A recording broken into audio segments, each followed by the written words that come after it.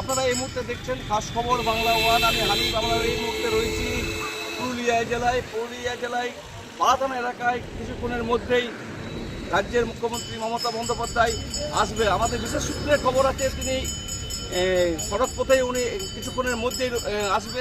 দেখতেই পাচ্ছেন এমনিতে আবহাওয়া অনেকটা রয়েছে মেঘলা আকাশ, সেই কারণে হয়তো অনেকেই বিভিন্ন সিদ্ধান্ত নিয়েছে। ঝড় বৃষ্টি হওয়ার সম্ভাবনা একটা রয়েছে।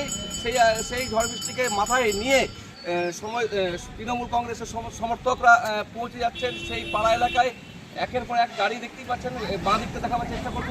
যেইভাবে অন্যদিন দেখা যায় সেইভাবে কিন্তু মানুষের ঢল কিন্তু রাস্তায় নেই, অনেকটাই কম রয়েছে। কারণ আজ রয়েছে পাড়া এলাকায় রাজ্যের মুখ্যমন্ত্রী মাননীয় মমতা বন্দ্যোপাধ্যায়।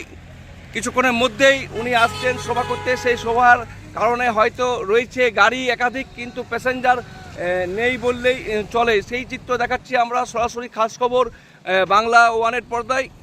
দেখছেন সম্পূর্ণ রঘুনাথপুর নতুন বাসস্ট্যান্ড একবারে ফাঁকা বললেই চলে। সেইভাবে কিন্তু মানুষের যাতায়াত কিন্তু নেই। যারা চালক রয়েছেন চালকরা একেবারে ফাঁকায় দেখতেই পাচ্ছেন। সেইভাবে অন্য দিনের তুলনায় আজ কিন্তু অনেকটাই ফাঁকা রয়েছে। আমরা কথা বলবো যারা টেম্পু চালক রয়েছেন।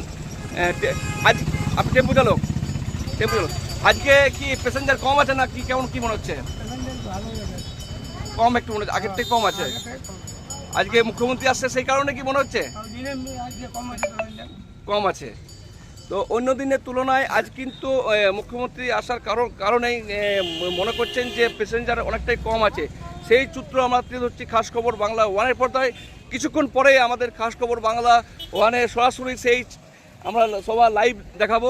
আপনারা অবশ্যই খাস খবর বাংলার দৃষ্টি আকর্ষণ রাখুন।